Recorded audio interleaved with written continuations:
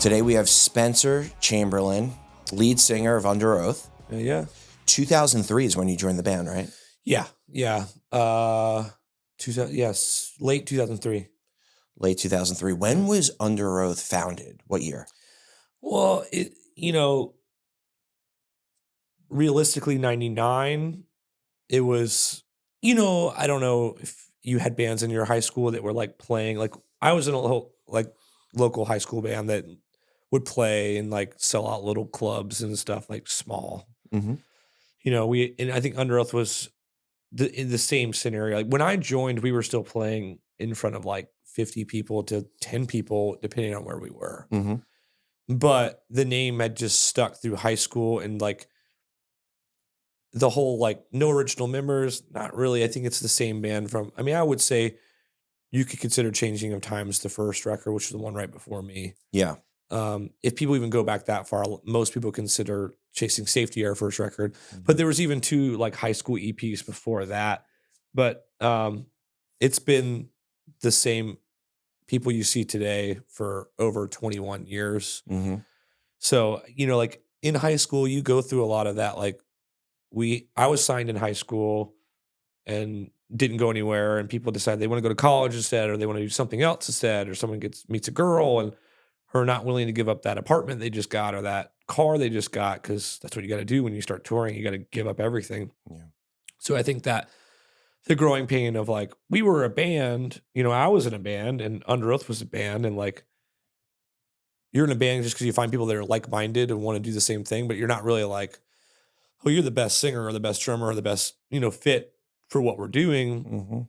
And so that high school era is just kind of growing pains. And then once it started, it's been pretty much the same. We've had like, we parted ways with Aaron for a couple years, and then we broke up for a couple years, and we got back together as the original lineup, which was all 6 of us. And then it's just 5 of us because we had a member that was always just like, it was like one of those things, like a friend that played the other guitar parts that I typically wrote because I'm the singer. I don't want to play guitar and sing. And then you've got a guy who's not necessarily like, not, like his role was more to just to play live. And then it got to the point where I was like, well, it doesn't, you got kids and why, like, you don't seem like you want to be here. And, there was some tension there after getting back together. And, I wish it would have gone a different way, but we ended up just deciding to stay as a 5-piece, not 6. So It's a business, essentially, right? Yeah. You need the best workers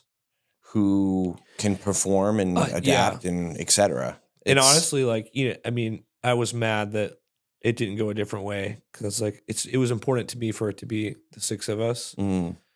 But also when it became clear that it was going to be 5 of us, it was like, well, I don't want to replace that role. We don't need another guitar player, really. It's like this day and age. Yeah. So the amount of stuff we can do with pedals and, all this looping and tracking and all this stuff we're fine live as 5. But. Yeah.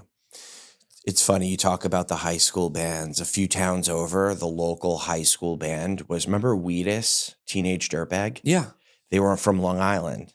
Okay, is that where you're from? Yeah, I'm originally from Long Island, New York. Yeah. Okay. And that was a local band, and then they blew up with that song. Yeah. So funny, playing in front of small crowds. You also had Taking Back Sunday, right? Taking Back Sunday. Yeah. Funny story is, me and Adam were both from North Carolina, playing shows together all through high school. Wow. And in different bands. We're acquaintances at the time, and then he moved to New York. He's a few years older than me, so he moved to New York after graduating, and then To Long Island. Yeah. Yep. And to play with Taking Back Sunday. I think I might be misquoting this, Adam. I apologize if I am. I think he originally moved there to play bass for them and ended up singing for them. If I remember that correctly. And I remember before I left North Carolina, my buddy that was playing with this kid, Jeff, was my guitar player, was a little closer with him at the time. He sent Jeff maybe it was an EP before they released all of it. I don't know, but it was like on a burned CD. Yeah. And we listened to it like, oh, this is really cool. Good for Adam, and then a year or 2 later, I moved and met the Underoath guys. That's crazy. Because I had signed a record deal, And how I got to Florida was, so I have an older brother who's been in a lot of my bands, not all of my bands, but most of my bands. And I always ended up playing with his friends. And I was always a guitar player, right? I've been playing my guitar my whole life. And somehow every band that I joined, I end up kind of like, oh, well, you should sing. And I never really wanted to when I was younger. Like, I was like, well, I'll sing and play. Like my idols were Kurt Cobain and stuff like that. Like, Mm-hmm. and I was, guitar was my life, still is, but I'd always eventually get pushed into the front man position, Mm-hmm. which was kind of funny because it was kind of like I never really wanted to, or it's like, when I think back on it, like I feel like my older brother really wanted to be in a band and make it successful, and I just wanted to write songs. I didn't care about the band thing. I liked performing, but I was never really like, I want to be in a band. Like, I was like, I just want to write these songs. Mm. I was writing songs at a really young age, like with guitar and vocals and everything. So eventually I would get pushed out front. And then I was signed a record deal. And my older brother, there was a guy in the band in between my brother's age and my age. And his family was from Florida, but they were living in North Carolina. So when he graduated, his name was Tyson. He ended up being in the band. He was in the band that I was in at the time called This Runs Through that got signed. And he was later in the band Sullivan with my brother that was on Tooth and Nail as well. His family, when he graduated, they moved back down to Florida. So at that rate, I was younger, but I was like, well, we can go, because his dad owned a drywall business. So, because every time you went on tour at that age, you had to quit your job. Mm. And we were coming from, our parents taught us well. You want something, you got to work for it. Get a job. And I think it defined my whole life. Getting a job at 15 is why I am the way I am. Yep. I've worked for everything I've ever gotten, everything I've ever done. So we moved to Florida because we could go on tour, come back immediately, and go to the construction site the next morning doing drywall in the Florida heat from 6 a.m. till awful, worst, terrible. And that way we didn't have to like keep quitting jobs and stuff. So that was really the main reason. And then we played a show with the, Underoath a couple times, and I became friends with those guys, and they were parting ways with their singer. They were some, there was some tension. They wanted to go a direction that needed more vocally that he couldn't do, and so on and so forth, and some whatever inner turmoil between them. And they came to me a couple times. I said no, because I was like, Underoath wasn't much bigger than what I was doing, and I was in a band with my brother. It's like, that's my blood, Of course. I can't back out on him. And then my brother took me out to lunch one day and told me he was moving back to North Carolina. He was like, I don't know if he was homesick or whatever, but he's kind of always had like a 1 foot in North Carolina, 1 foot in Florida. And like, he moved back and forth a couple times. For some reason at the time, he wanted to go back to North Carolina. I don't remember what it was, what for. And he was like, I think you should do it. You should go, play with people your own age. Mm. And he believed, I think he saw something in me that I didn't see. Like, he was like, you're the best at this. You would take that band and run with it. And I wouldn't have done it if it wasn't for my brother telling me, because I had said no twice, because at the time, me and Chris were living together too as roommates. Like, I didn't really have a place to go. Because we were living with my friend's family, but then that band kind of dissolved and so on and so forth. So Chris had asked me to fill in, and they did a tour with a fill-in singer. Their first like real tour was just some random kid. And because I said no, because I was doing stuff with someone, with my brother and the band that I was in, and they came home, they had 2 more shows. And I think they were either going to hang it up or try something else. And like, can you fill in for these 2? We've got this obligation. And practice number 1 went in and we started writing. And I love that. And I had never felt that energy before that like matched my energy. Like, I love writing music. I love creating music. And the minute I walked in, we started creating. Practice number 1. I came in, they're like, I had to know all these songs. And I came in, And it was funny because the first song they wanted to play, I'll never forget this, was the one I didn't learn because I listened to it. I was like, there's no way they play this. It's so fucking bad. The song is terrible. And I was like, but I learned all the other ones. And I was like, well, it's practice number one. Maybe it's fine that I learn like 95% of yeah. them. Hey guys, quick update. Every Monday night, I host the Rise Above Recovery meeting. It's an open meeting for any addiction, alcohol, drugs, gambling, food, whatever you're struggling with, you're welcome here. To get the meeting link and weekly updates, just email me at kevin@riseabovepod.com and I'll add you to the list. Also, if this podcast has helped you, please like, subscribe, or leave a rating. It helps us continue to spread the message of hope. Lastly, if you'd like to go even deeper with Rise Above, check out our Patreon.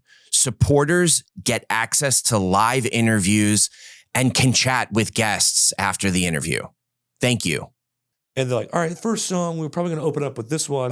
And I was like, can we do a different one?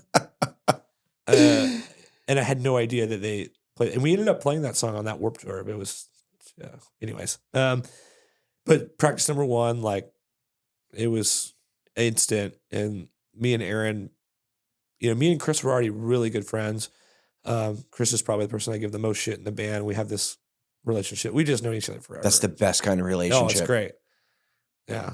His family was late picking him up yesterday, and I was ragging on him how they don't want to fucking care about you anymore, bro. You're done. But yeah, me and Aaron, became, it was this kind of energy and this connection. Like we were like in sync, practice one, like writing and like just, there was something like, we just had it, and Tim too, I started writing, picking up the guitar on album 2. So To Find the Great Line Forward, which has a little bit of influence of where the shift sonically was, but like, and me and Tim started writing together on album 2, like musically, just like, this is fucking great, and me and Tim have had hard differences, but you sit us down in a room together and it's pretty right on. So magic. Yeah. Yeah. And that was just, it was instant. And I think there was no conversation other than like, I remember we were just practicing and then all of a sudden we're practicing every day and we're like writing music and there was talk of like, should we change the name or whatever? We're like, well, what's the point? Like, it's not like we're some big, just keep it, whatever. Yeah. Yeah, I remember there was one conversation like a month into it of like, I think Tim wanted to make sure he was like, if we do this, like, there's no going home and like, you probably won't have one. We weren't making any money. I was like, yeah, bro, this is what I've been doing for years. Like, live right here in the van and find places to sleep when we get home. Because you were only off like back then, like to make it, it wasn't like now where you got to blow up online or get a following or look hot or whatever it is that people are attracted to in bands or wear a mask or have a great produced song. Like back then, it was like you had to be good live and someone had to see you or, word of mouth got around this band is creating this noise and there's people coming out to the shows and like labels would send a scout down. I mean, you never knew who's in the crowd. You're always thinking maybe an agents are here and New York and LA, you knew like some places are going to send people out. Like someone's going to see it. Like we might be able to get a booking agent now, like, oh, did you hear there's like 5 agents in the room, that kind of shit. So you had to just be great live. And that's what we did. We knew we were going to be on tour 90% of the time because there was this underground scene happening, mostly non-agent involved. Most of the people booking were in a band or had been in one of the hardcore bands, like the hardcore scene. They called it a scene because it was one. It was like where no one fit in the mainstream world and what was going on in high school and college. And there was this click off to the left, this underground scene of music that was a rebellion against everything that's popular. And obviously it took over and now it's pretty normal, quote unquote, but that's where it started. And I think word got around and venues started to go from VFW hall, like basements and VFW halls, now venues. And like people are like, there's this thing happening, and it was, no labels were signing bands that were screaming and playing breakdowns and people jumping off. Yeah, sure, punk rock. People were jumping off stuff and screaming a little bit, but like this was like turned up on the violence, from Of punk. course, it was disruptive. Yeah, it was crazy. I remember being in high school and seeing Dillinger Escape Plan and Poison the Well and being like, oh my God, like I need to do this, so it was started before. I mean, it didn't start with us, but we were the young cats, and a lot of these bands were like kind to us and booking shows, and before you know it, like people are coming out and people will notice you, and that's how you quote unquote made it. Yeah. And making it was someone giving you money to record. In the records were always a poor representation of what you said. Like you were better live, I still feel like Underoath is better live. Mm-hmm. I think that's where we've always shined. We're a live band. I tell people all the time, it's like, you're buying the experience. The record is so you can know the songs. The records are, you listen to them, but to me, it's not the kind of music you listen to every single day. You see bands with billions of streams because it's kind of background music or pop music or easier to listen to. I think Underoath is more of like it's an experience, and then you need to go see it live. You need to be a part of it because being in the room is what it is. It's like how I see the Turnstile videos now. It's like, I like Turnstile. I think they're great. I love what they're doing. I think it's sick, but that room is what Turnstile is. The record's great, but like that box of people jumping off the stage and celebrating and sweating and releasing, that's Turnstile. Yeah. You're getting just a part of it when you're listening. Right. You got to be in it, And I think that's where the whole scene started, and I think that's how it's gotten to where it is now, and now there's so many elements with social media, and you can make great sounding records for next to nothing, and all of that helps pieces of the puzzle. And some on other sides, it hurts it because people can make a great sounding record that don't even know how to play live. There's two sides to the coin, but it takes some of the share of the pie too if you're really good. Yeah, which kind of sucks and works to your disadvantage. Exactly. But that's interesting. You talked about like right when you first joined, and then having that conversation where it's like, well, you're never really going to go home. You're going to be living out of a tour bus, essentially. Well, it was a van at the time. There was tour van. Yeah. That's what I meant. The thought of a tour bus was like, yeah, that's for the bands that like. I mean, that's not that made it. Yeah. Yeah. And I never remember when From Autumn to Ashes got a bus, and we were like, what? And Poison the Well, we're like, Poison the Well. This was also another band down from here.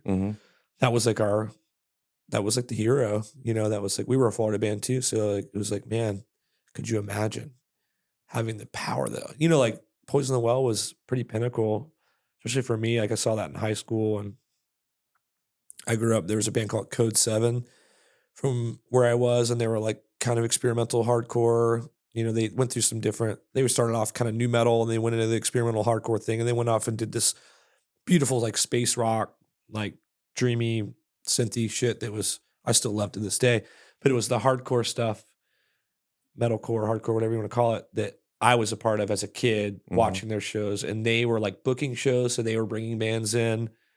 And that's kind of how I got involved in the scene, was watching them and idolizing them and their singer. And there's another band called Catharsis, I probably saw when I was 12 with my older brother.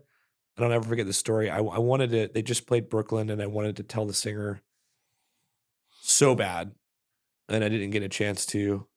They just did this like secret show in a fucking field or something. But when I was 12 years old, they were playing, and I went with my older brother and his friends. We're walking up, there's like, I'm the little guy, and there's like four, like, dudes that have already gone through puberty. And I'm just like, we're walking up. I guess we were walking up the same time as the singer. And back then, we didn't have social media, so I didn't know what he looked like. This dude looks at me and goes, "What are you doing here?"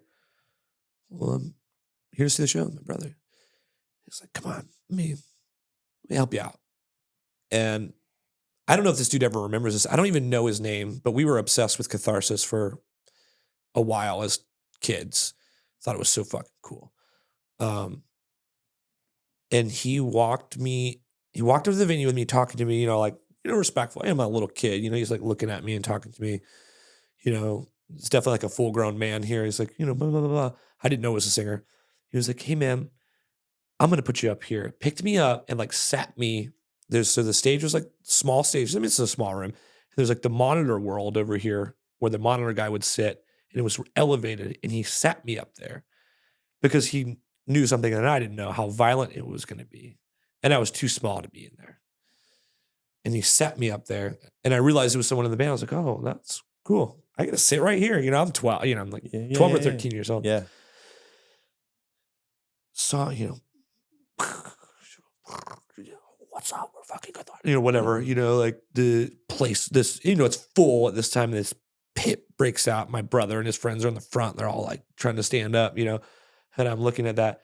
He like screams the first few words, like, they're like metal. And then he's just, with the microphone, starts gushing blood. The same dude that was like the nicest, borderline like a gentleman, like very kind and concerned about my safety. Yeah. And I saw that and I would go, that's it. That's what I want to do. That's what I want to do.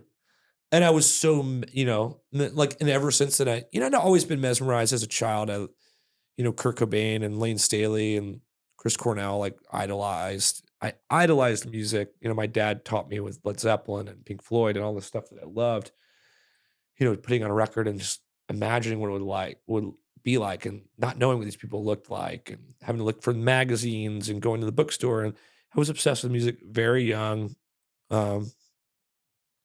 And I remember where I was when Kurt Cobain died. I remember all these different really important moments and how it affected me. And I was just so obsessed with music and sounds, and loving Radiohead and Nine Inch Nails and all this stuff, and falling in love with the Deftones very early.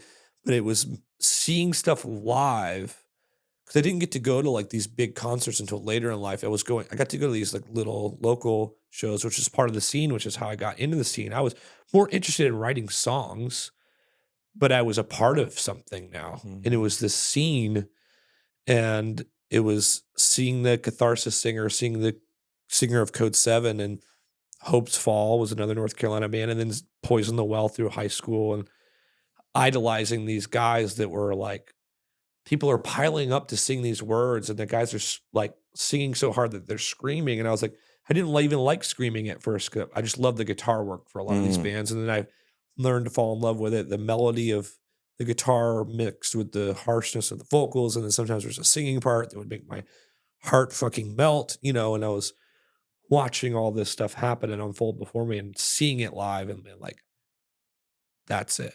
And it was like, yeah, it started with Nirvana and Alice in Chains and Soundgarden, into Deftones and even Korn and all that stuff as a little kid, but seeing the scene bands, like seeing Catharsis and Code 7, that led into Poison the Well, that led into like my band being like, we're going to sound like that.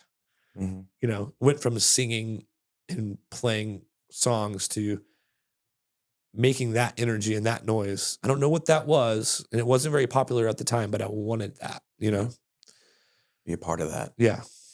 So you talked a little bit about the influence as a young kid, and, how you came about doing what you're doing today.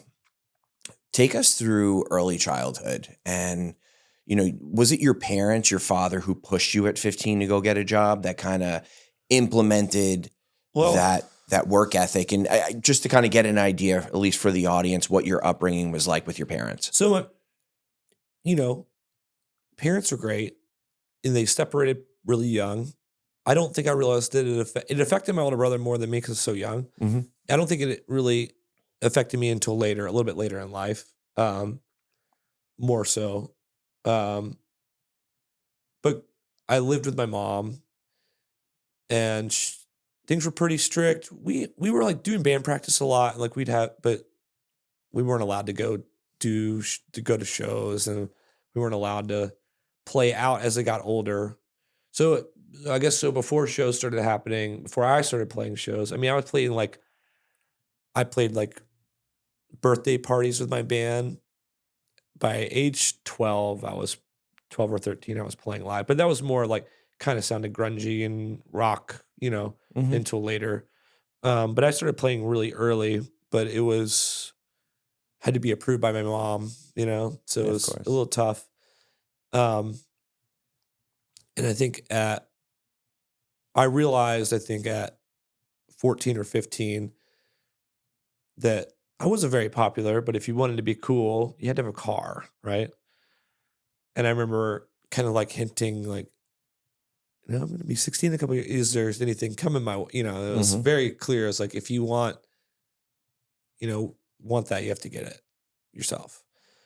So that's a whole other scenario of my life. I learned, I got a job and ended up getting a car. I didn't know what I had, but I found something I thought looked cool, and it was under $1,000. Then I was working, and I was like, and I was just buying guitars, buying all sorts of other shit. I was a skateboarder. That was another part of my life that was very important. It was skating and music. Was it. I made a choice very young. I was like, I'm either going to be a pro skater or a professional musician, and I'm not stopping until I get either. Like, didn't have girlfriends. I wasn't very, it was like I wasn't going to parties a lot and like hanging out with my friends and like hanging out with chicks. It was like I was very focused on like the few girlfriends I had growing up. I was like, yeah, you can come to band practice or watch me skate, Mhm. but that's what I'm doing. Yeah, yeah. Like I wasn't very, it wasn't my interest yet. Yeah, it like wasn't a priority. No, it was. Am I going to skate or play guitar today, or both? Like that's it. Yep. And I think it was very clear that I wasn't going to be gifted anything, and everything I'd already done, I'd paid for, because I like, I was mowing people's lawns or whatever before I got a job, and saved up some money and bought that car that didn't work. It was another life learning lesson for me. Is we crank the engine, open the hood, look around, that's leaking. So take it off, take this off, get my friend's mom's car, drive up to Advanced Auto Parts. We need one of these. And the guy there, I wish I remember his name, but there was a couple guys that worked at that Advanced Auto Parts that just kind of talked like, well, that's a carburetor, or that's a alternator, oh, you need a new radiator. And we were like learning this stuff and buying stuff and fixing it ourselves. So we learned, I learned how to fix a car really young. And what I didn't know that I had was a very rare car. It was an International Scout 2. Pretty rare.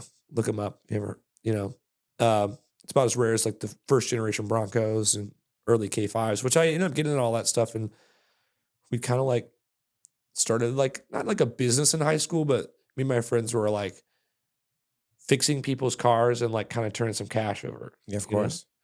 While we had jobs. And then we had these old off-road vehicles, so it would snow, and it would snow and the roads would close, and me and my buddy were like, school's closed, like he had a 68 Bronco and I had a 78 Scout, get in our cars and go find people on the side of the road, pull them out. $25. Yeah, of course. Like, little side hustle. Yeah. So that's awesome.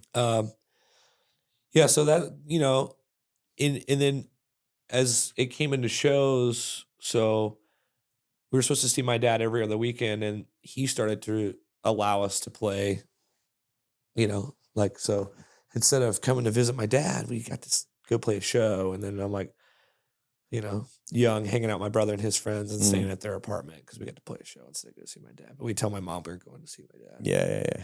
So that happened a lot. When was your first run-in with drugs? Probably 05. Okay, so you're probably what, like 22 at this point-ish? 21, yeah. 21, 20. Yeah. And you're in the band. You're in Underoath now. You're touring. Yeah. I smoked weed in high school and shit. Yeah. Like normal stuff. Mm-hmm. And I think there was this pressure of the Christian rock thing. And I found it attractive because it felt like a positive place to be. And, we were all in it at one point. And I think it started to feel less like home and more alienating. And I remember in the band,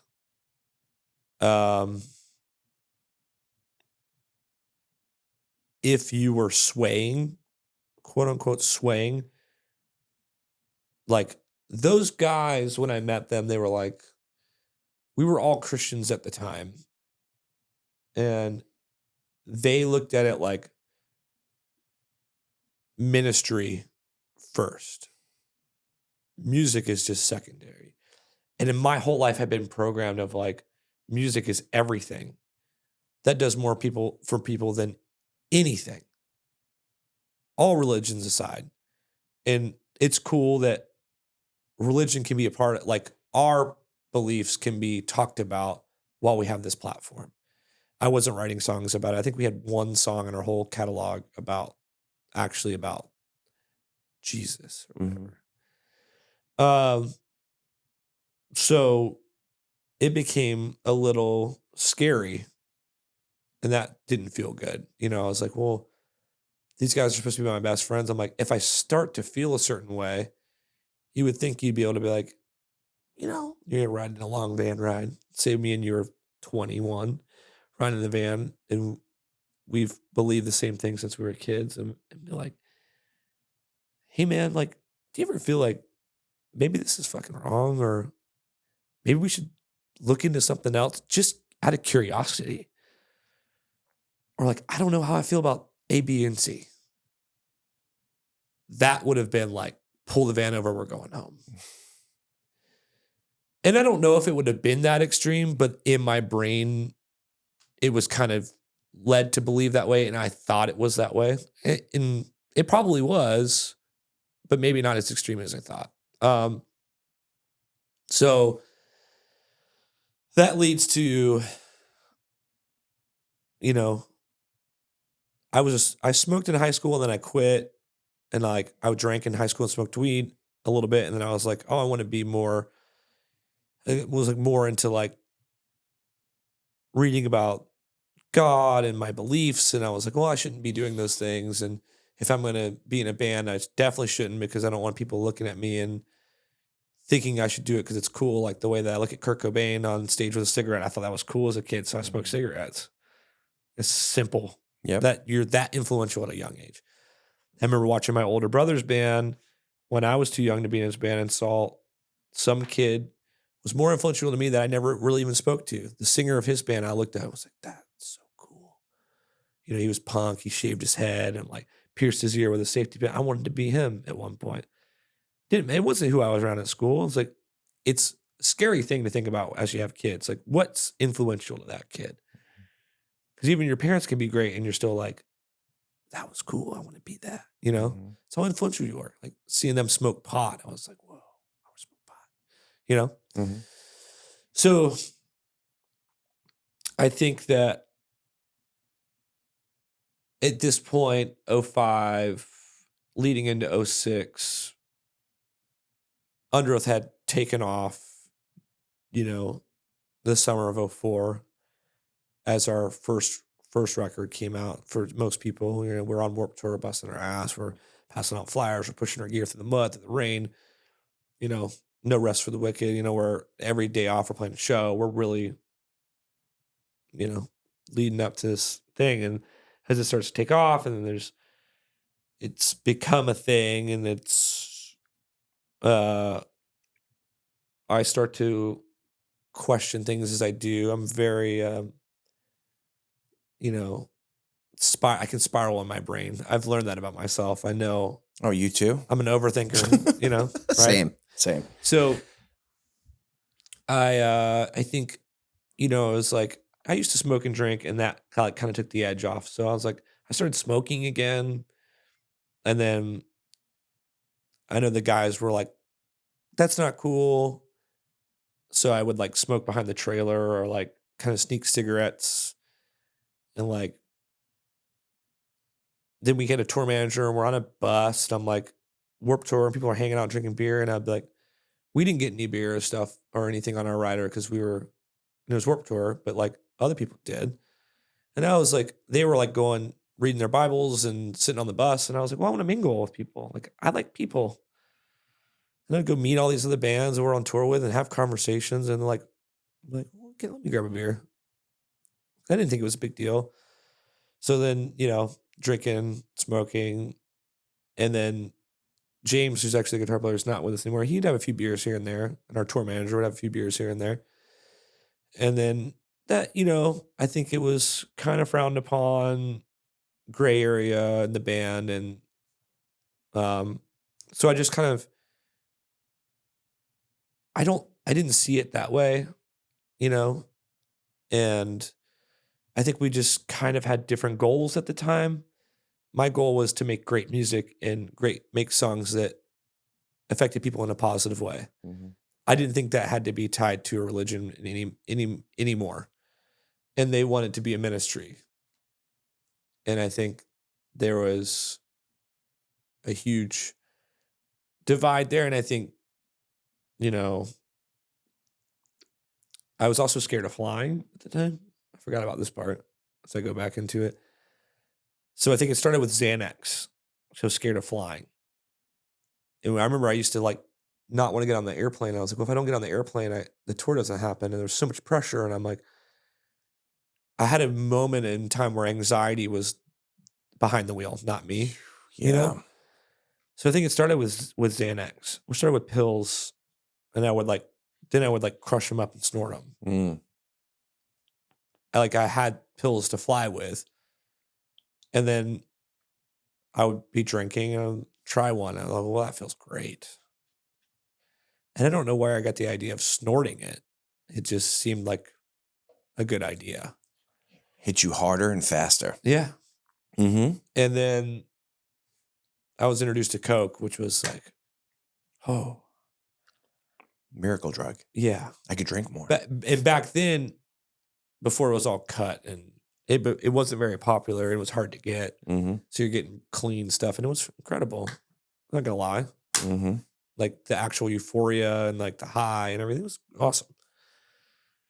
And then it very fast, if you really look back and zoom out, it's like, it was only awesome for a little bit. Uh-huh. And then it was torture for 12 years. Yeah. But for a little while, it was great. And I can't tell you the story about the first time because it involves people that Yeah, of I course. wouldn't, that are in this industry that wouldn't. Yeah. But it was like a movie.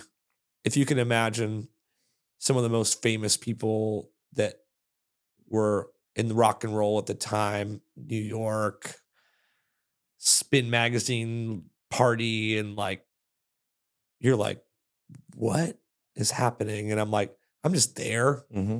I used to go to New York all the time, like in between tours, because I didn't want to go home. And the other guys were getting married, and I was like, go to New York. I had people there. I stay with different people, and I ended up moving there, but To Brooklyn, right? yeah, this was 05, 06, 07. 05 through 08, I was there all the time, just hanging out.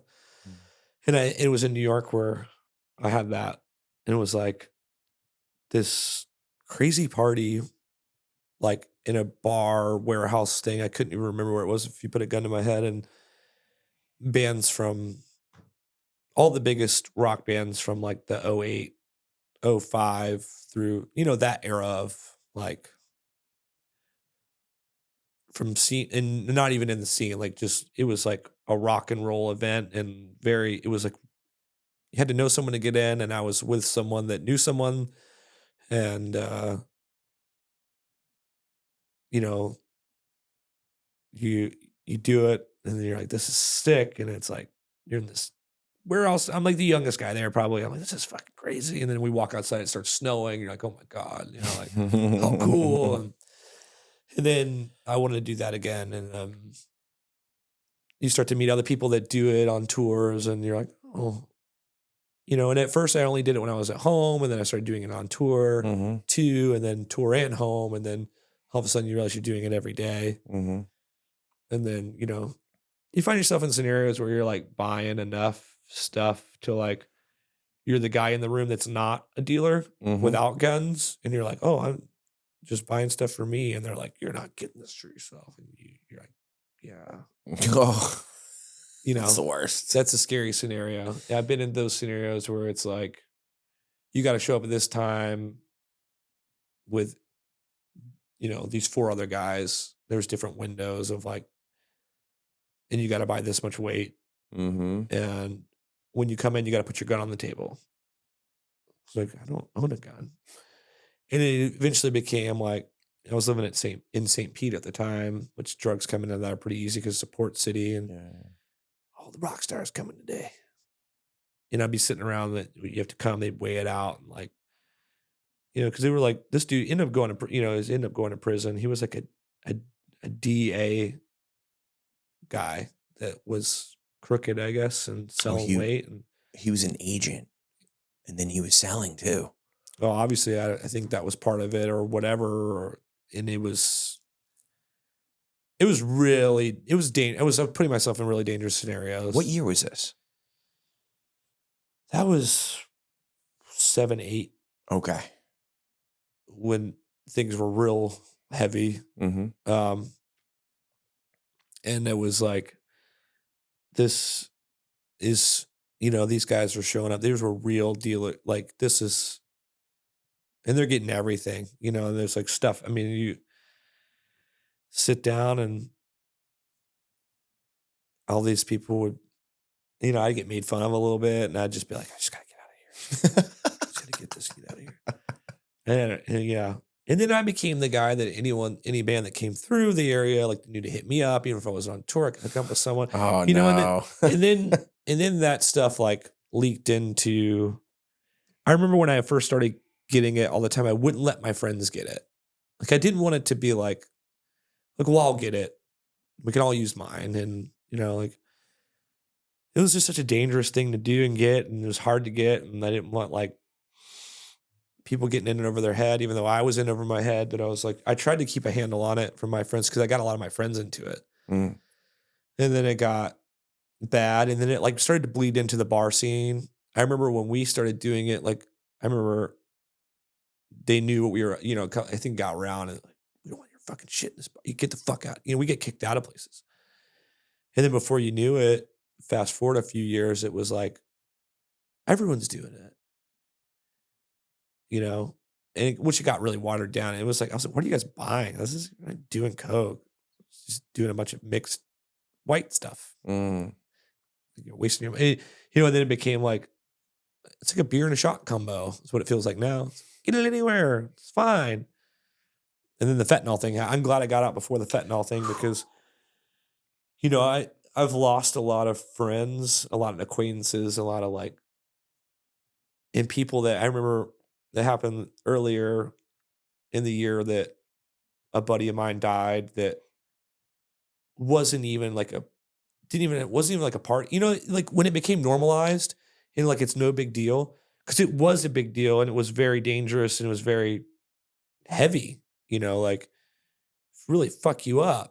And then it got so cut and watered down and normalized to where it wasn't a big deal. And then somewhere along the line, the fentanyl thing started to get mixed in. And then someone that's like, oh yeah, what's a little gram of coke? And I'm out in the bar with my friends drinking, it'll keep me going. Takes a key bump and dies. And I'm over here going like, I've been off it for a while and I'm like, I feel so guilty, because I'm like, that kid like barely dabbled is dead. I had a straight up problem and I was doing enough to kill anybody, straight off the boat. I'm part of the problem, So I even like getting off drugs and,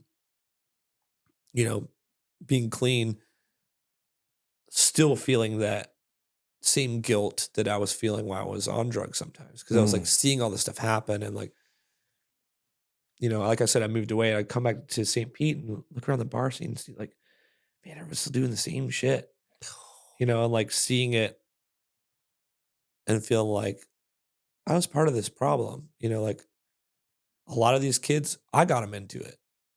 And then I saw it trickle into their friend and their friend and their friend and the friend of their friend. And now the bartender, now it's okay at the bar. Now it's the places I got kicked out of and banned from were like totally fine with it. They know what's going on in the bathrooms and the stalls, why the line's so fucking long and why 2 to 4 people go in at the same time every time, and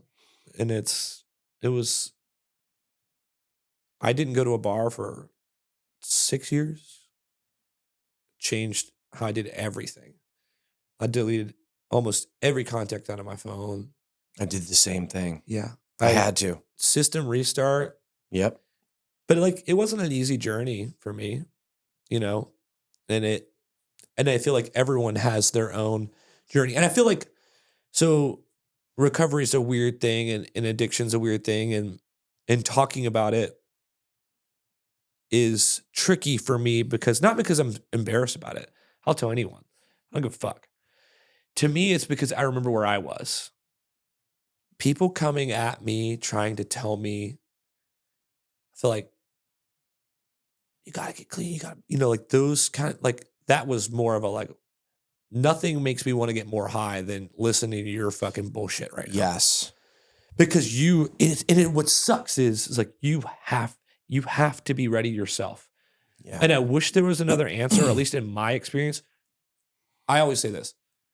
Kids talk to me about it, meet and greets when we have them and we're headlining against our show. Like, people want, a lot of people deal with addiction and depression and all this sort of stuff. They want to hear I was like, I will tell you my story and how I went about things, but everyone is different and there's no answer. But I hope my story and my songs help you, because other people's did. But coming at people and trying to tell people how to recover or what to do never works. So I found I just share my story. So and this is no diss to St. Pete. I love St. Petersburg, Florida. It is a huge part of who I am, and I fucking love it. It's the only place in Florida I love. No offense. But I was like the tour guide. I loved that city. I knew every neighborhood. I lived in all of awesome. I lived in every neighborhood. It's great. I owned houses there. I everyone that come by, on tour, I'd take them all oh, we're gonna go here for a sandwich. We're gonna go there for dinner. This is the best bars for drinks. And I promoted all my friends, whether they knew it or not. Every band that was coming to town, I was like, you got to go to this bar because I know the guy that owns it, or I know the bartender's there. Always telling people where to go. And I loved St. Pete with a passion. But I knew that it was going to kill me. And not because it's St. Pete's fault and not my friend's fault. It was I had done it to myself. People, places, and things. Too much of a good thing. Too much of every bar I went into, they knew what I drank. I didn't have to order, any friend that had a bag. Man, you want to hit this? Because I'd given it out to so many people, and people had partied at my houses and drank my beers and, swam in my pool. It's just what goes around. And everyone's, goes around, comes around. Sure, man. So it was really hard for me, when I was man, I think I have a problem. I should probably make some changes. I feel like shit. I don't like the way I look. I look like shit. I got to do something. So I picked up and moved to New York. I love New York. Got friends there, You moved back to New York because this was even before. No, I never lived there. Okay. I was just there all the time. Got it. And then you moved to Brooklyn, New York, eventually. So Underoath dissolves. What year is this? 2013. Okay. The first month of 2013 was our final 12 shows. We were never going to play again. I was pretty heavy into everything. I was starting to look, and coke and partying and pills keeps you skinny and you cool look looking. And then all of a sudden it turns on you and you start to look older than you are and you're bloated and tired and gross looking. Yeah, you look like death. Yes. I was there. And I had our Underoath broken up. I'd been writing music. I never stopped. So I had another project I was working on. There's already a lot of heat behind it. People are excited. Every label wants to sign it. Every, manager wants to work with it. I had good opportunities, but my identity was so wrapped up with Underoath, which is another reason why I think, if I rewind why I got back into drugs, Underoath was my identity. So I had to kill the time in between Underoath events. Everything in my life was we're tour here, record here, tour, record here. What am I going to do here? I'm just going to party with my friends because I was too scared to sit with my own self and be alone and work on myself. I was just, it was a Band-Aid in between each tour. That's powerful. Yeah. So it was very much party to kill the time and not deal with anything until the next Underoath event. And I wouldn't party on, there's early, and then it became party in between Underoath events to kill the time. Well, maybe I'm going to bring some with me. Oh, I'm going to find some while I'm out here. And it just became all the time. So Now we go, fast forward. We know where we're at now. 13 years almost of doing that at this point. So 2013. So yeah, we're not 13 years. 13 years was the whole span of it. So at 2013, the band dissolves. I have like full blown identity crisis, depression. I didn't want Underoath at the end. I was like, we just made this record Disambiguation, which there's like this cult following of now. People claim it's their favorite record, and some people don't listen to it at all. But you know, we poured a lot into it. I loved the record, still love it. We tore our asses off on it. Band dissolves. So I go into full identity crisis mode, and like not knowing it, but like my identity being wrapped up in that band so much, it's like all of a sudden I'm not the guy from Underoath anymore. I'm just me. And funny enough, it's not like I made a list, but I started to see that too. You realize, oh, I'm getting treated differently because Underoath's broken up. This guy wasn't my friend. He was just fucking blowing smoke up my ass or wanted something from me or wanted me around because he thought it's cool if the singer from Underoath's at my bar. Now all of a sudden they're just like, I'm nobody. But there were a handful of people that treated me the same from before Underoath, during Underoath, after Underoath. Now But you're noticing, though, but I've noticed the ones there's that a are handful not. of people. There's people in bands today that I know. I don't forget. When Underoath's back and you're nice to me again, but I remember. I don't fucking forget. I didn't forget about you, Don't motherfucker. don't fuck with me, dude. We'll be cordial, and they won't. They don't even know. But I know the people. There's some people that definitely treated me differently during, and I did this thing called Sleepwave. It was signed to Epitaph, Raw Apparel Management, who just bring me the Horizon and Bullet for My Valentine, all this fucking biggest management company. Epitaph, fucking huge, amazing company. William Morris, who like booked Linkin Park, was booking me. It was like, and these people are just, some people are still kind, and some people are like treating me like a piece of shit, lesser than. And I'm like, yeah, I know what's going on here. But so I do the Sleepaway project, and I'm like nonstop burning the candle on both ends, the drugs and alcohol. I hire a bunch of friends because basically me and my buddy did it all. We need a band to play. I hire a bunch of friends. Boy, is it different being in the band where you're the wild guy to all of a sudden you're the parent. So I'm the only person that's actually done this professionally. I got to keep this shit together. Everyone's partying harder than I am. This is a problem. And the alcohol and drugs on a low budget, you know, it's like we are picking the party before eating. And it was like we toured. When I look at that time, I was like, man, did we do that band for a decade? No, it was like 2 or 3 years. It was just, that's how it felt. Like we toured, and we had all these great opportunities. We toured the world. We did the last Soundwave tour with Soundgarden in Australia, and we did fucking Bring Me the Horizon's first Wembley show. We toured with the Used. We toured with Taking Back Sunday. We toured with Nothing More. We did all this stuff nonstop, but drugs and alcohol got in the way, you know, and that was like, as that band was not dissolving, we were just like hitting our heads against the wall. We were so burnt out. Underoath starts text again. It's been about 4 years. We talk about playing some shows. The guys I had hired, plus the guy I was kind of working with, seemed like uninterested anymore. I'm still writing and making music. And I'm living in New York at the time, and I'm slowly starting to go, I didn't like the way that I felt and looked. So I made one change. First thing was, I'm going to cut out beer. Beer makes you fat, makes you bloated. I'm going to stop drinking beer. All right.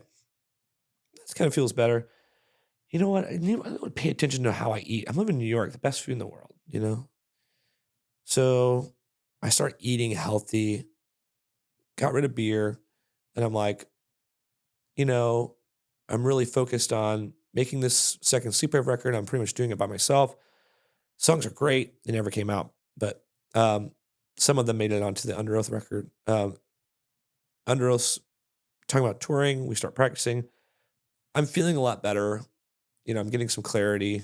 I'm like, this clarity feels good. And I realized like I haven't really had time to party too much because I had so much going on. I was making a record. was like out in LA, like writing with people, working for people. And I'm at home in New York. I'm eating clean. And I'm in Florida practicing for Underoath. And I was like, well,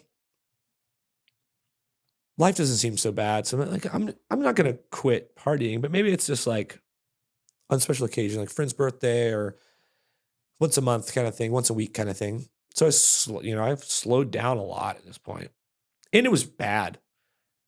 Couldn't find good drugs anymore. No. Was this 2017-ish? No, this is 2015, 16. Okay. 16, because the Rebirth tour was 16.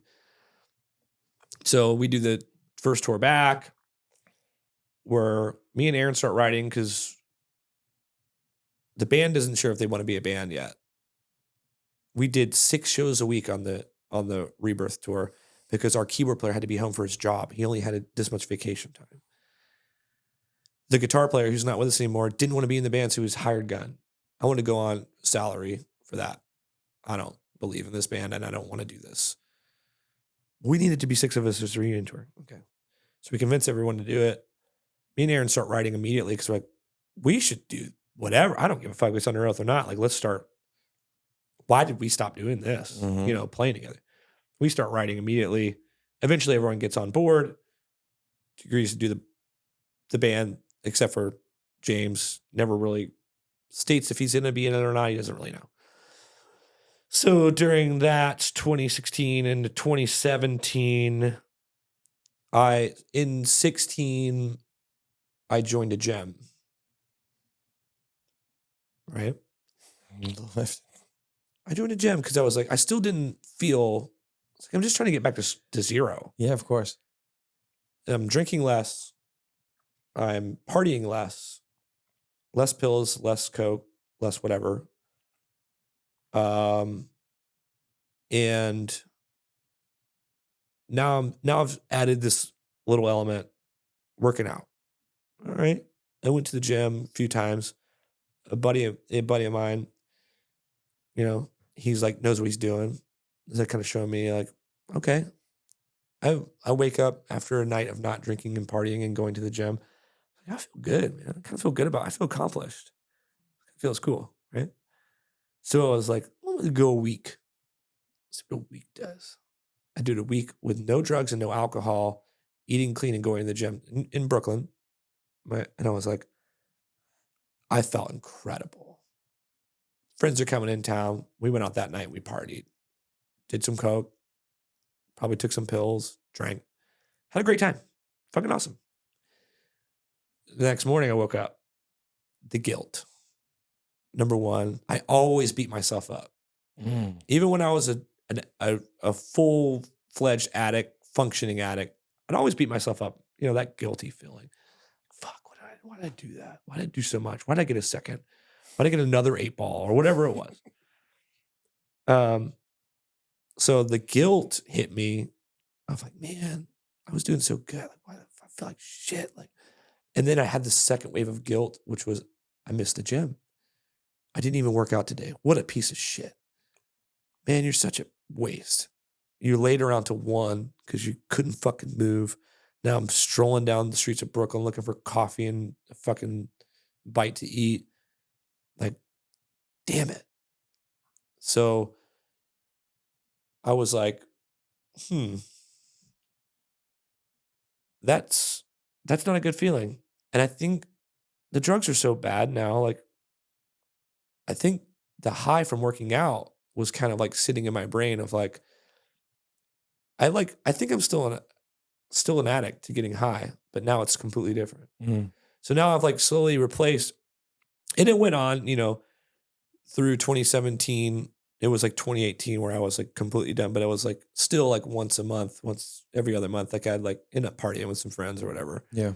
But I was working out a lot more and eating super clean, no more beer.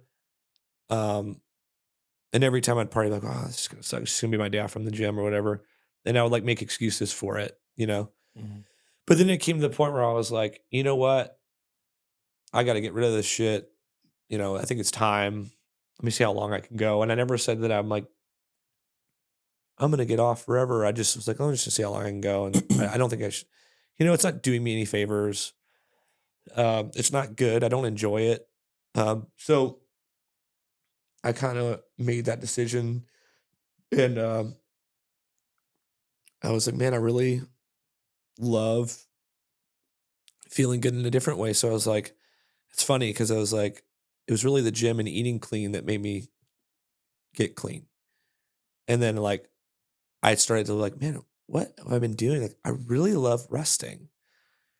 Like, what's a good night sleep feels like. Oh, the best. And like getting it. And so I like, it's funny. It's so stupid, but it's like, I bought a nice bed. I got really nice comforters and pillows. And I was like, Yeah. I'd like get home after, even if I went out to the bar and had a few drinks with my friends, which I had to stop doing, by the way. Side note to the story, I had to stop going to bars for a while to learn how to control myself if I wanted to control myself.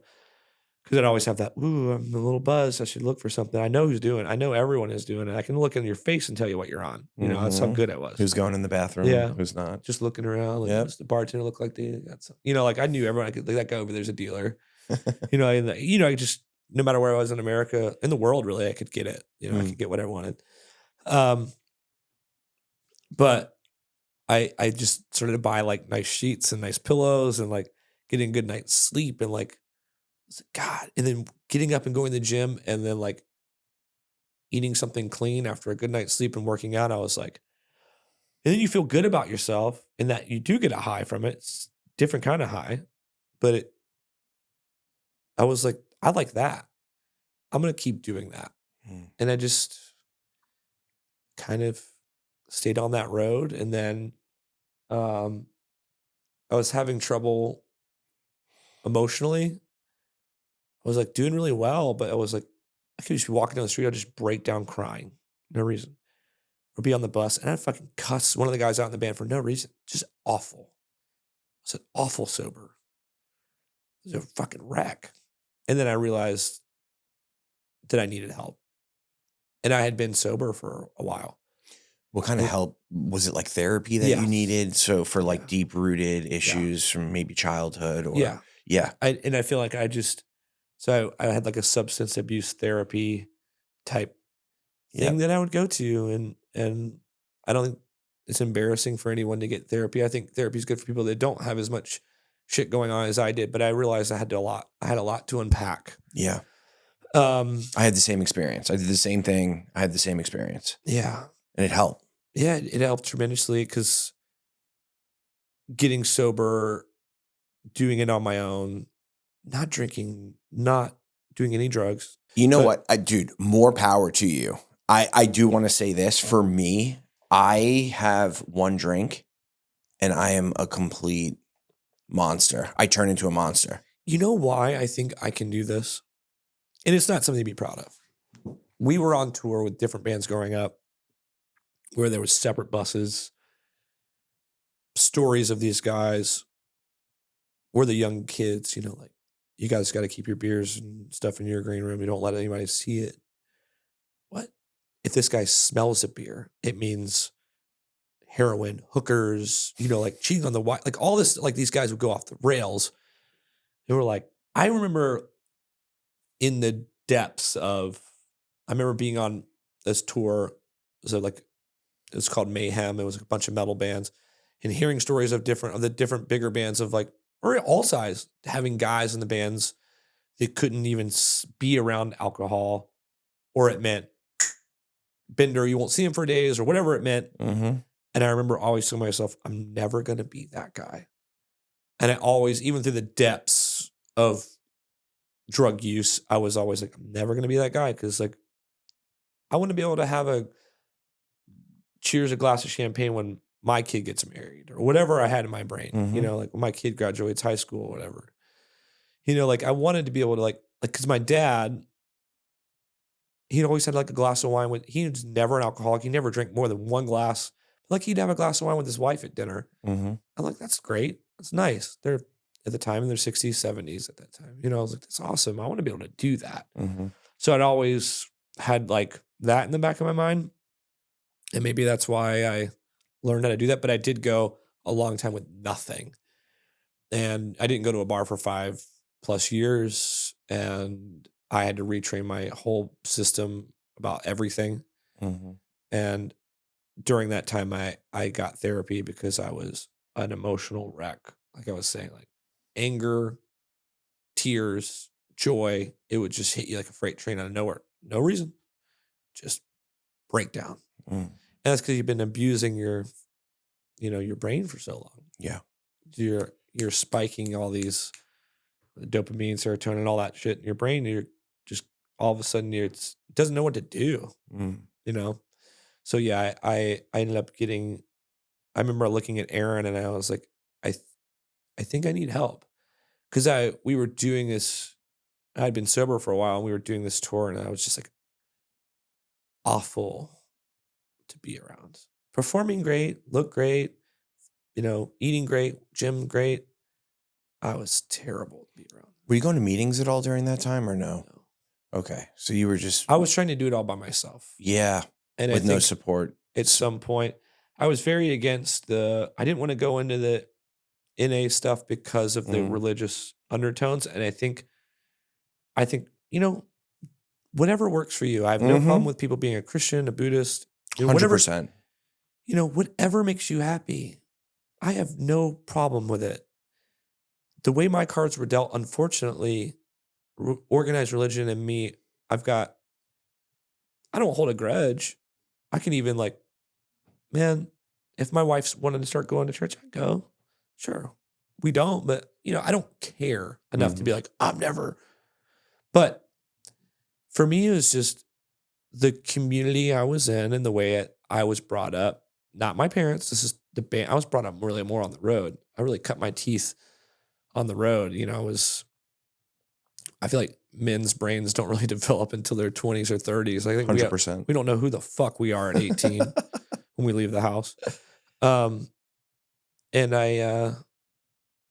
it was kind of, I don't want to point blame or point a finger, but it definitely contributed to my decisions of wanting to get high and escape because I didn't feel comfortable or safe in a place where you're supposed to feel comfortable and safe. Mm.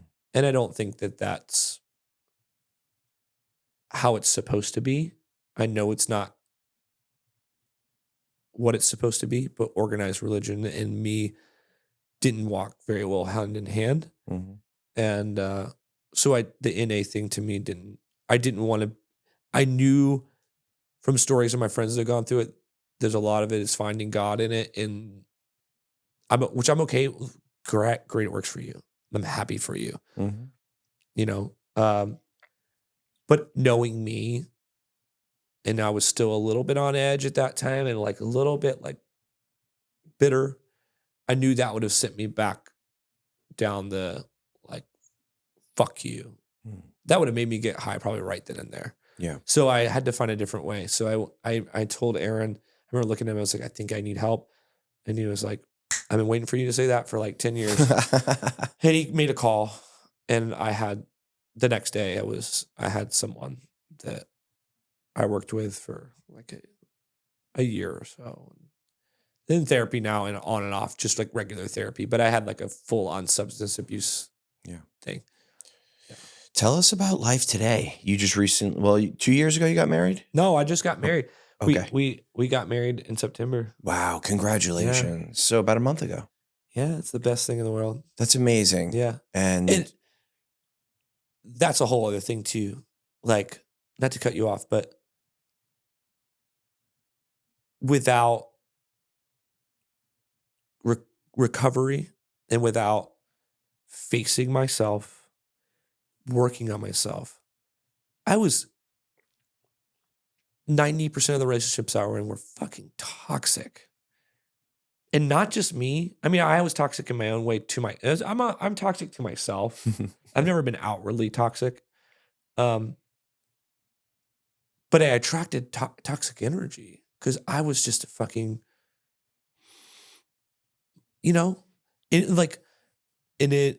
I was my whole life. I remember I told my dad at a very young age, I was like, I'm never getting married. I don't believe in that shit. This was a trap. This is terrible. All my friends got married young and got divorced, or a lot of them did. And I saw divorce everywhere. I was like, you know, dating was what it was. It was like just someone to kill time with. And, you know, I never felt any, I thought love stories, love songs, books, movies, it was all fucking Hollywood bullshit. Like, you know, because I didn't love myself or I hadn't learned how to since I was a kid. And when I went through all this and I learned how to like the gym and eating clean and sleeping good and like working on myself, I started to like me. I started to be okay to sit. You know what? I'm going to sit at home, living in Brooklyn, sit at home. My friends are all going out today. I'm not. I'm going to watch a movie by myself. Or I'm going to read a book or sit on my couch and play guitar because I can now. I can up here now, which is so, you know, when I learned how to love myself, I attracted that right kind of energy. And when I met my wife, it was so cheesy to be like, when you know, it was like the craziest. I've never connected on every single possible, the chemistry on every fucking level that, you know, you hear people be like, well, you know, I was dating this person and this was good and that wasn't. And this is it. There was no comparison.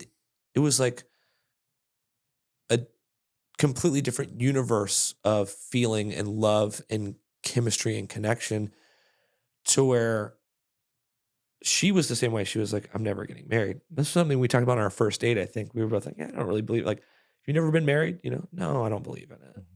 Yeah, me either. It's kind of bullshit, whatever. I think it was one of our first conversations while we're like, you know, on a date.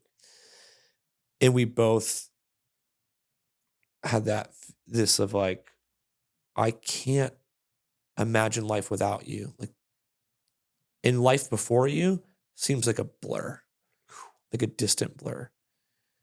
And some of that, you know, I told you about this off camera. Like I had a daughter at one point with an accident from a toxic scenario of, you know, wasn't supposed to happen. Then my daughter also taught, like, seeing that child, I learned how to love, like, the other part of like seeing a human, you know, like when you have your own kid, like you're like, there's this unconditional love that I think I forgot about until I met her. I met my kid.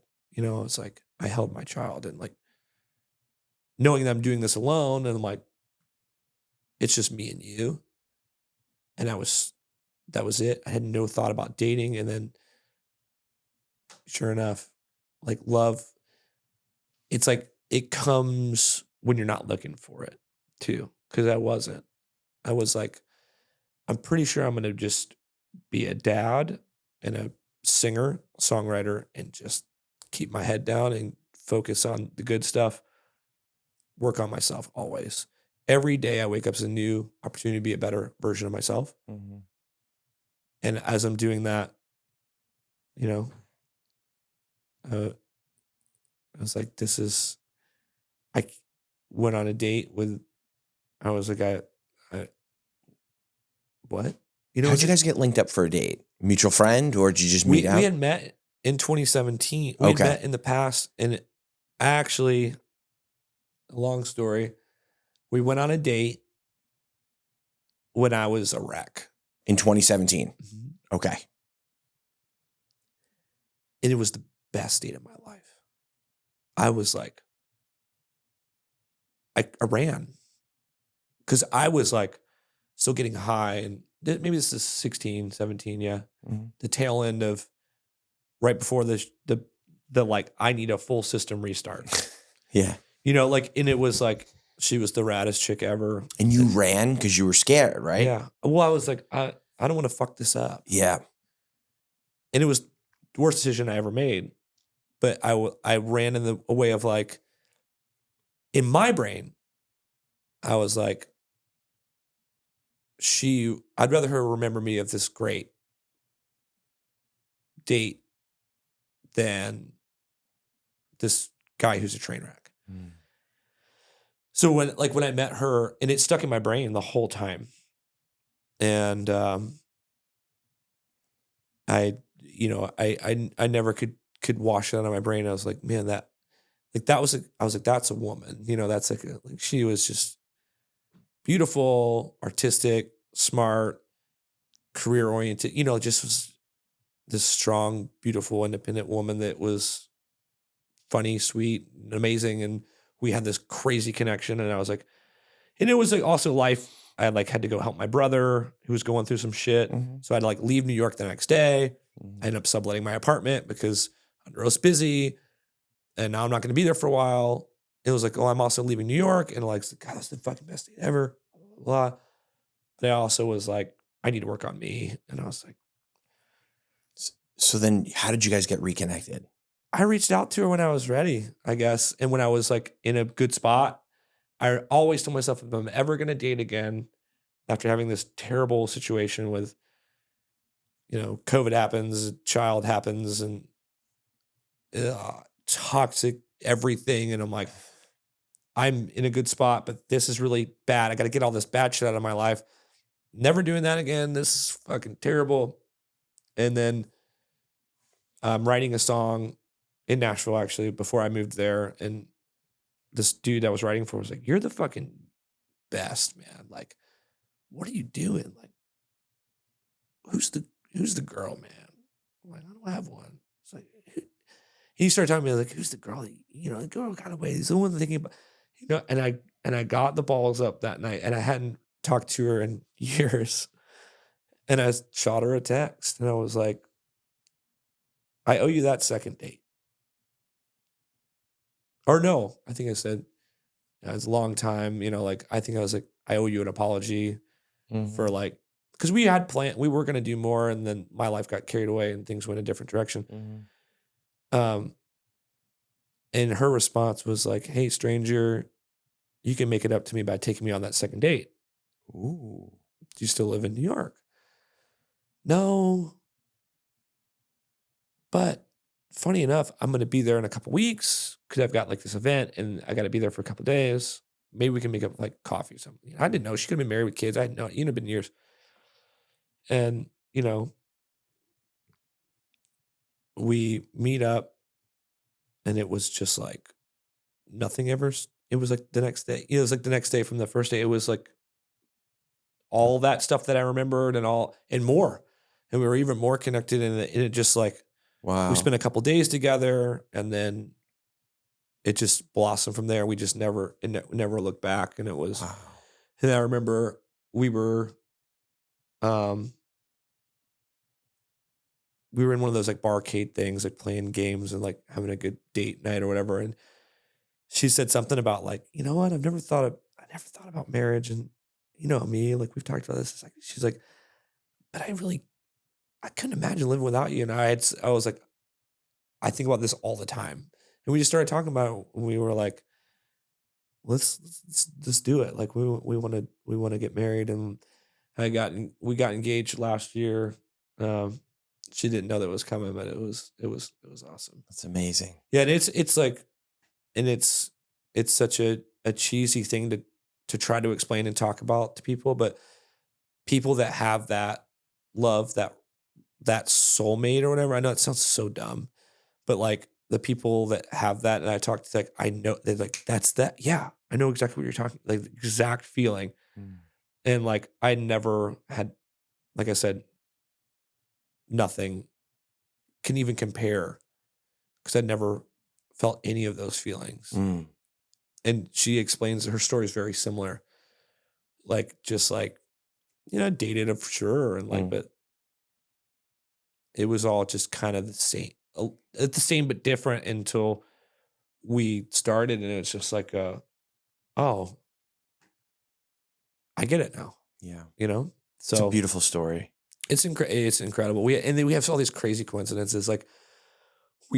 The second time around, we went on our first date. So our second first date. Yeah. We met at a restaurant that neither one of us had been to. And we walk in and table's not ready. So we walk around the corner, we take a turn. We're just talking, walking, take another turn. And I was like, that's where our first date was. And we walked right past it when we go in there. Like there's so much like crazy, and there's like 1,000 coincidences of I could sit here and talk about it all day, but yeah, it's the best. It's the best thing. Yeah. Like finding that, and like anyone listening or watching that, yeah, it all sounds great, Danny. Like I don't have, but like, you know, love found me way later in life. You know, you just don't ever settle and work on yourself and learn how to love yourself, and you'll find that right person. Cause it, I think the universe or God or whatever you want to think, it's like, it happens at the right time for the right reasons when you're ready and you're susceptible to it. And I think it's very much, we hear about the manifestation stuff and everyone putting the good positive energy out and putting that out there in the universe. And like, I think when you're really working on yourself, and that's something you're ready for, and it'll happen. Yeah. Just a lot of people, I think, get stuck and find themselves in bad scenarios. We've all been there. I mean, I've been there. Very hard to get out of a toxic, abusive scenario, you know? So before we wrap up, let's have a little fun. What is the craziest thing you either saw or experienced while on tour? I mean, we tell this story a lot, but we were in Japan for the first time. We were doing a signing, and there's like this long line of people. This dude decides to get completely naked. Hundreds of people. I don't know how he didn't get arrested, and like slides across the fucking table we're signing on. Completely naked. Did he lube himself up so he could slide? He was all sweaty from the show or something. I don't know. I don't remember. It was like pretty early on, like maybe 06, 07. But yeah, that was This Japanese guy did it? Yeah. Yeah. Oh, wow. Japan. Nice. Yeah. It's like, good for you, bro. Cool. I heard you pushed him right along. Yeah, so I he did. kept going right down the table. Yeah. I'm trying to think of some other things. I mean, like we toured South Africa, which was really wild and cool. And one of the venues was exactly what you would think. It was like a field, and the stage was like that.